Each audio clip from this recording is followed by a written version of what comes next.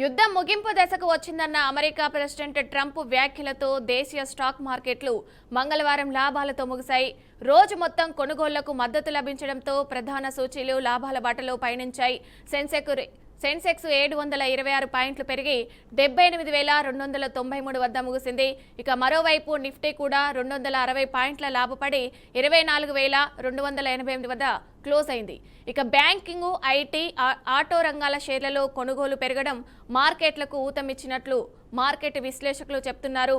అంతర్జాతీయ మార్కెట్ల నుంచి వచ్చిన సానుకూల సంకేతాలు కూడా దేశీయ మార్కెట్లపై ప్రభావం చూపినట్లు తెలిపారు.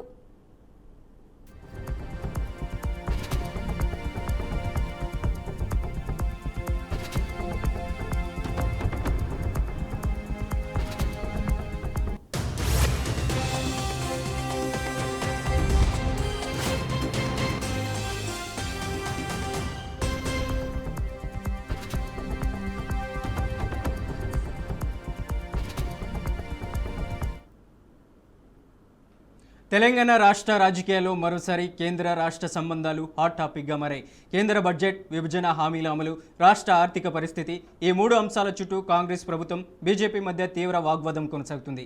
తెలంగాణకు కేంద్రం తగిన ప్రాధాన్యత ఇవ్వడం లేదని కాంగ్రెస్ నేతలు విమర్శిస్తుంటే, గత 12 ఏళ్లలో తెలంగాణకు 12 లక్షల కోట్లకు పైగా నిధులు, ప్రాజెక్టులు అందించామని బీజేపీ నాయకులు కౌంటర్ ఇస్తున్నారు. ఒకవైపు రాష్ట్ర ప్రభుత్వం విభజన చట్టంలోని కీలక హామీలు ఇంకా అమలు కాలేదని ఆరోపిస్తుంటే, మరోవైపు రాష్ట్ర ఆర్థిక పరిస్థితి దెబ్బతినడానికి కాంగ్రెస్ ప్రభుత్వమే కారణమని కేంద్ర నాయకత్వం విమర్శిస్తుంది. కేంద్ర పన్నుల వాటా, జీఎస్టీ పరిహారం, మౌలిక వసతుల ప్రాజెక్టులు, కేంద్ర పథకాల నిధులు, ఇలా అనేక అంశాలపై రెండు వైపులా భిన్నమైన లెక్కలు బయటకు వస్తున్నాయి. ఈ నేపథ్యంలో గతంలో పోలిస్తే ఇప్పటి పరిస్థితి ఎలా ఉంది? కేంద్రం ఎంత నిధులు ఇచ్చింది? రాష్ట్రం ఎంత పొందింది? విభజన హామీల అమలు ఎక్కడ నిలిచిపోయింది?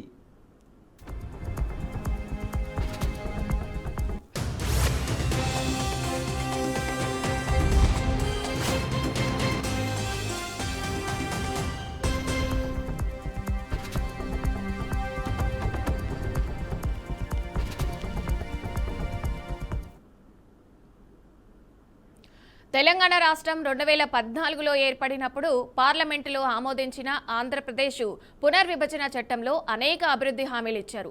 వాటిలో ముఖ్యంగా బయ్యారం ఉక్కు కర్మాగారం, Kazipet railway coach factory, IIIT వంటి జాతీయ స్థాయి విద్యా సంస్థలు, ప్రత్యేక అభివృద్ధి ప్యాకేజీలు ఉన్నాయి. రాష్ట్ర ప్రభుత్వం చెప్తున్న లెక్కల ప్రకారం ఈ హామీలలో చాలా వరకు పూర్తి స్థాయిలో అమలు కాలేదని కాంగ్రెస్ నాయకులు విమర్శిస్తున్నారు. ఉదాహరణకు బయ్యారం స్టీల్ ప్లాంట్ విషయంపై ఇప్పటికీ స్పష్టమైన నిర్ణయం రాలేదని వారు చెప్తున్నారు. అలాగే కాజీపేట కోచ్ ఫ్యాక్టరీ కూడా పూర్తి స్థాయిలో ప్రారంభం కాలేదని విమర్శిస్తున్నారు. మరోవైపు కేంద్ర ప్రభుత్వం మాత్రం కొన్ని సంస్థలు ఇప్పటికే స్థాపించామని చెప్తుంది. ఉదాహరణకు ఐఐటి హైదరాబాద్, అలాగే ఐఐఎం వంటి సంస్థలు ఏర్పాటయ్యాయని కేంద్రం పేర్కొంటుంది. అయితే రాష్ట్రం మాత్రం విభజన చట్టంలో పేర్కొన్న అభివృద్ధి ప్రాజెక్టులు పూర్తి స్థాయిలో అమలు కాలేదని వాదిస్తుంది. దీంతో విభజన హామీల అమలు విషయంలో కేంద్ర రాష్ట్రాల మధ్య విభేదాలు కొనసాగుతున్నాయి.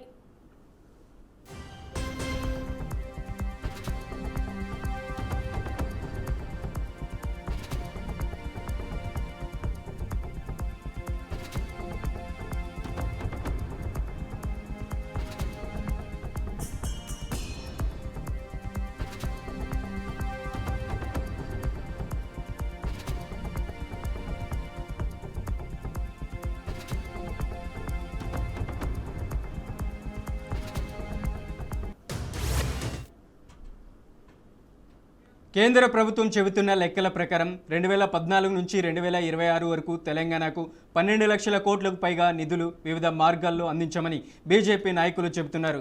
ఇందులో కేంద్ర పథకాల నిధులు, జాతీయ రహదారుల నిర్మాణం, రైల్వే ప్రాజెక్టులు, కేంద్ర పన్నుల వాటా వంటి అంశాలు ఉన్నాయి.